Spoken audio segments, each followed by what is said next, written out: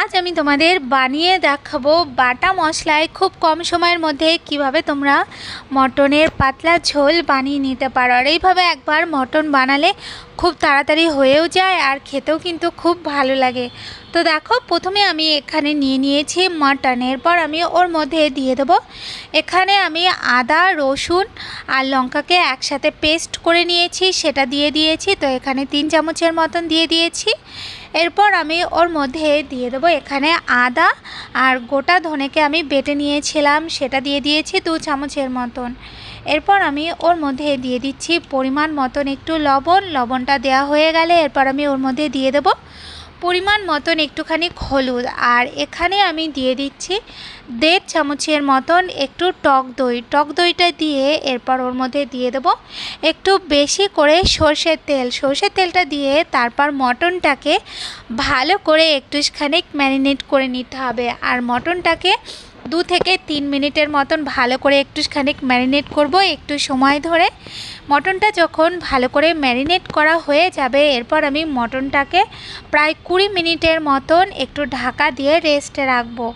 তো দেখো 20 মিনিট হয়ে গেলে এরপর আমি একটা পাত্রের মধ্যে নিয়ে নিয়েছি এখানে বেশ কিছুটা সাদা তেল। এখানে সাদা তেলে রান্না করছি আমি, তোমরা চাইলে সর্ষের তেলেও রান্না করে নিতে পারো। এরপর আমি ওর মধ্যে দিয়ে দিচ্ছি একটু বড় বড় করে কেটে রাখা আলু, আর আমি ওর মধ্যে দিয়ে দিচ্ছি পরিমাণ মতন একটু লবণ আর হলুদ। এরপর আমি আলুগুলোকে ভালো করে একটুখানি ভেজে নেব।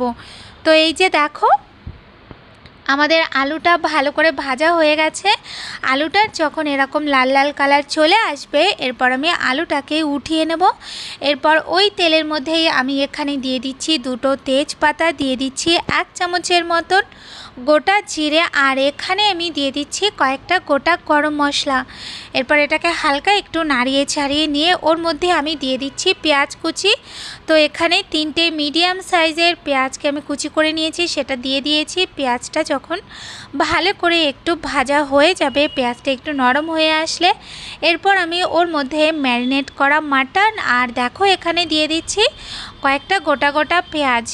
এরপর মাটনটা দেওয়া হয়ে গেলে এরপর মাটনটাকে ভালো করে নাড়িয়ে ছাড়িয়ে একটু বেশি সময় ধরে কষিয়ে নিতে হবে যতক্ষণ না মটনের থেকে তেলটা বেরিয়ে আসে। তো এই যে দেখো, মটনের থেকে তেলটা বেরিয়ে এসে আর মটনটা যখন এরকম অবস্থায় চলে আসবে তখন আমি মটনটাকে ঢাকা দিয়ে আরও 15 থেকে 20 মিনিটের মতন একটু মিডিয়াম করে রান্না করে নেব, আর মাঝে মাঝে একটু নাড়িয়ে দিতে হবে। তো 15-20 মিনিট পর দেখো মটনটা একদম দেখতে সুন্দর হয়ে গেছে, আর মটনটা কিন্তু এই সময় একদম সিদ্ধও হয়ে গেছে। তোমরা চাইলে এরকম অবস্থায় নামিয়ে দিতে পারো একটু গরম মশলা দিয়ে। তো আমি যেহেতু গ্রেভি বানাবো তো তার জন্য আমি ওর মধ্যে দিয়ে দেবো কিছুটা জল।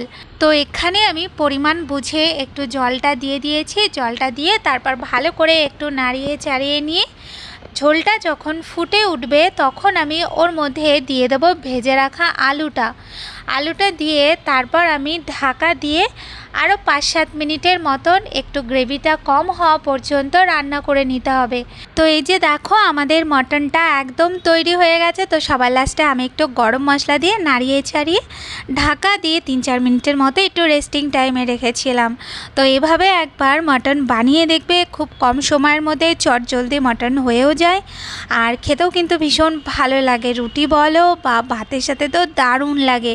তো রেসিপিটা যদি ভালো লাগে তাহলে অবশ্যই লাইক কমেন্ট আর শেয়ার করতে ভুলবে না। সবাই ভালো থাকবে, সুস্থ থাকবে। দেখা হচ্ছে তাহলে নতুন রেসিপির সাথে। আজকের মতন টাটা।